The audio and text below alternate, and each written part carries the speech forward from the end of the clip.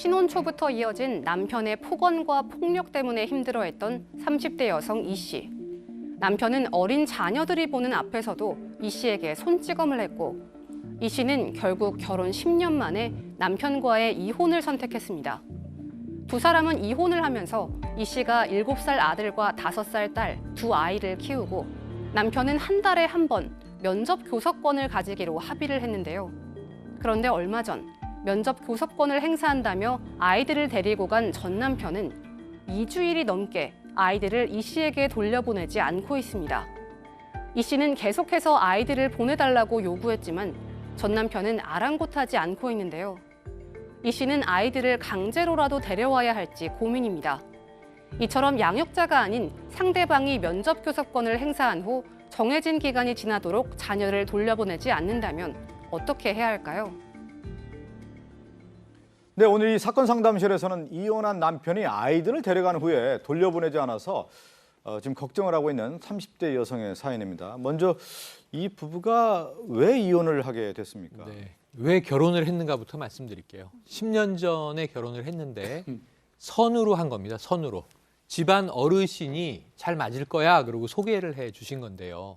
이 집안 어르신이 자, 내가 그 신랑 쪽의 부모님을 잘 아는데 아주 좀 부유하고 이 자녀를 잘 교육해서 반듯할 것이다. 만나보니까 정말 반듯했고요. 친절했다고 합니다. 그래서 이 교제 6개월 만에 바로 결혼을 했어요.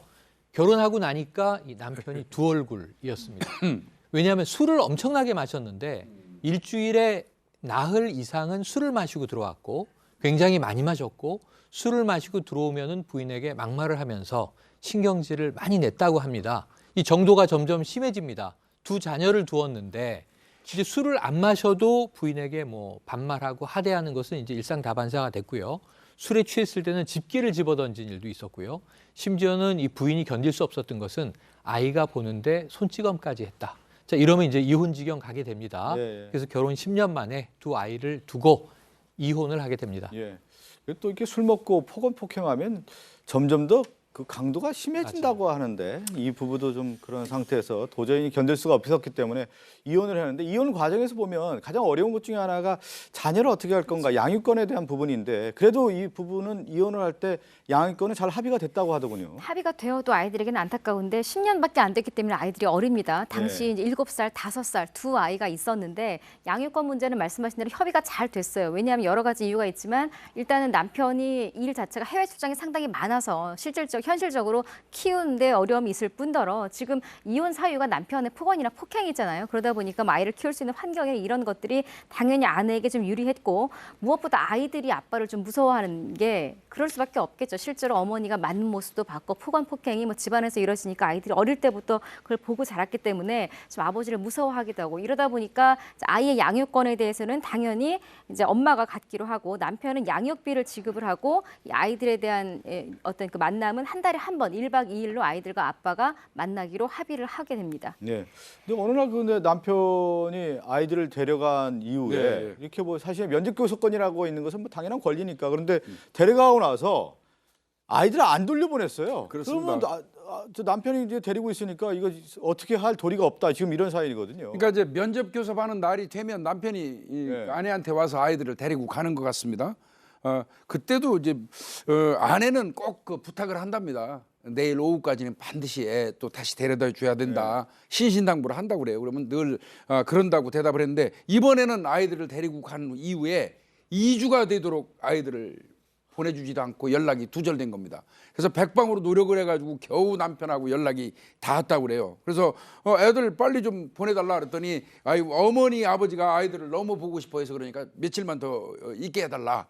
이렇게 얘기를 했다는 거예요. 그래서 이 아내 되시는 분이 약속은 약속이다 지켜라. 그랬더니 그때부터는 야 이건 엄연한 내 아이다. 나도 아버지고 나도 아이들하고 함께 있을 권리가 있다. 이렇게 주장하면서 이제 아마 좀 욕설도 좀 하고 그런 것 같습니다. 그러면서 지금 흘러간 시간이 2주가 좀 넘어가고 있는 겁니다. 근데 그 이혼한 상태에서 아이들 키울 때 아이들에게 상당히 의지하고 아이들 보는 낙으로 산다라고 하는 사람들이 있는데 아마 이 아내도 그랬던 것 같아요. 아이들 얼마나 애지중지 키웠겠습니까? 그런데 돌아오지 않으니까 마음적으로 상당히 힘들었던 것 같습니다. 그렇죠. 여러 가지가 있을 거예요. 단지 그 현실만으로도 예. 어렵지만 이 아내 같은 경우에는 폭행을 당하면 10년을 버텼잖아요. 일종의 두려움이나 공포, 뭐 우리가 흔히 말하는 트라우마가 있는 지경이라 쉽게 또 남편을 보는 것 자체도 두려운데 남편은 기한을 언제 돌려보내겠다라는 명확한 기한도 주지 않고 조금 더 데리고 있겠다, 조금 더 데리고 있겠다라고 말만 하니 엄마 입장에서는 그 아이를 못 만날까 하는 두려움도 두려움이지만 아이들이 혹시나 또 아버지와 함께 있으면서 그 폭언이나 폭행이나 이런 것들에 노출되는 게 아닐까 하는 걱정이 상당히 들고 물론 시부모님들이 아이를 좋아하는 건 사실이긴 합니다만 여성 입장에서는 언제까지 내가 남편이 보내준다는 말만 듣고 기다려야 되나 이러다 이게 뭐 2주가 아니라 뭐 한 달, 2달 길어지는 것 아닌가 이런 걱정이 첫 번째로 들고 두 번째로 강제로 아이들을 데리고 와야 된다는 생각도 들지만 선뜻 또 가기가 좀 두려워지는 거죠. 여러 고민이 이제 함께하게 됩니다.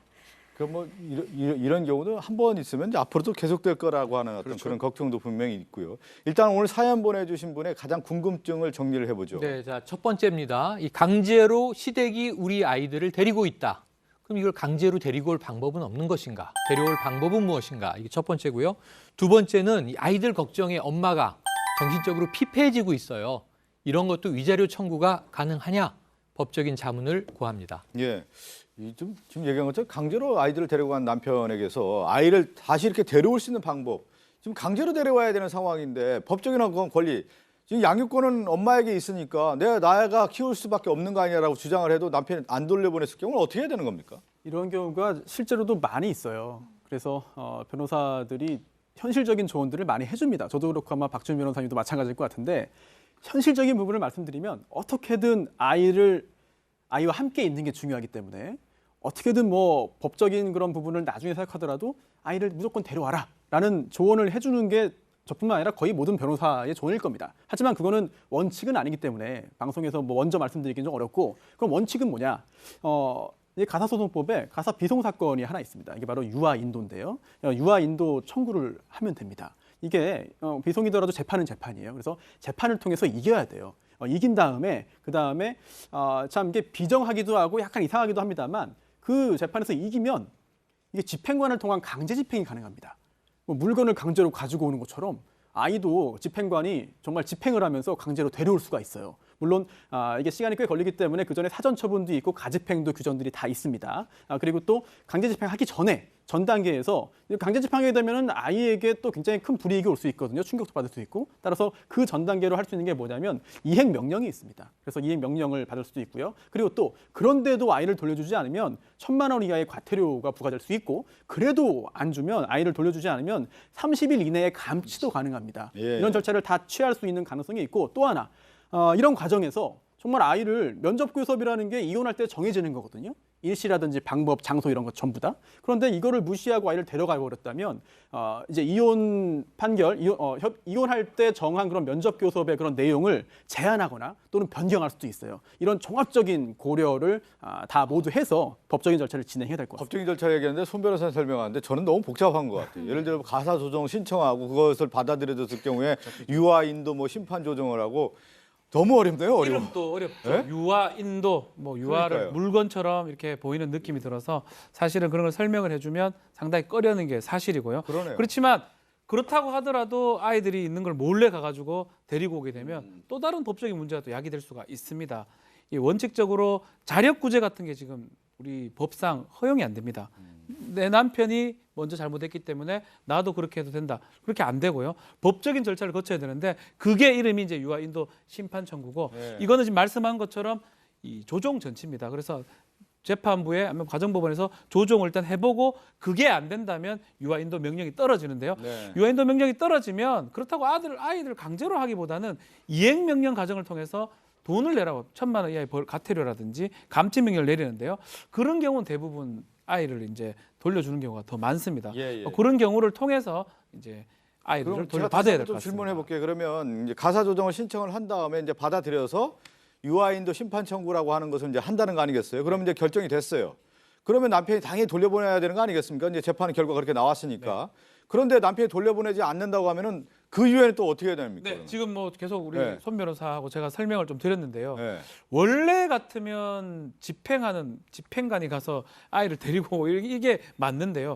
그렇게 하게 되면 아이의 어떤 물건 같은 느낌이 들기 때문에 이행 명령을 내립니다. 언제까지 하라라고 요청을 하고 그것을 하지 않았을 때 돈이라든지 아니면 30일 이내에 감치 명령을 보면서 내립니다. 그래서 그걸 간접 강제로 얘기를 하는데요. 간접적으로 어떻게 보면 그 아버지한테 심리적 강제를 줘가지고 아이들을 돌려주는, 네. 돌려받는 그런 방법을 택합니다. 네. 지금 얘기한 것처럼 만약에 돌려보내지 않았을까 이제 과태료 같은 경우를 네. 부과하는 거죠. 계속 돈을 계속 부과하기 돈을 때문에 부과하게 되니까 남편은 만약에 이제 과태료 같은 경우 의무적으로 내야 되는 거죠, 일단은. 그렇죠. 예. 법원에서 결정을 내리는 것이죠. 그런데 이제 아내 입장에서는 지금 아이를 볼 수가 없는 상황이고 언제 돌아올지도 모르는 상황이고 또 이런 법적인 어떤 절차 과정에서 상당히 힘든 과정을 토로하고 있는 상황인데 정신적으로 너무 힘들 것 이게 같아요. 문제가 심각해요. 왜냐하면 이 아내를 인격적으로 대우하지 않아서 이혼에 이르게 된 거예요. 예. 남편 과실이었잖아요. 그렇죠. 폭행이나 폭언이. 예. 근데 지금도 아이들의 어머니를 어머니로 인정을 안 해요. 그러니까 이게 지금 문제가 있는 거예요.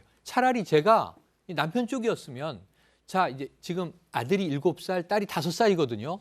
내년이 되면 학교에 갑니다. 큰애가. 이때부터는 이렇게 아이들을 몇 주 데리고 있을 수가 없어요. 아이들을 학교에 보내야 되잖아요. 엄마가. 그럼 방학 동안에 자 외가도 가고 친가도 가듯이 일주일 동안은 친가에 좀 와서 아이들이 생활하게 해달라. 이런 합의를 하면 되잖아요.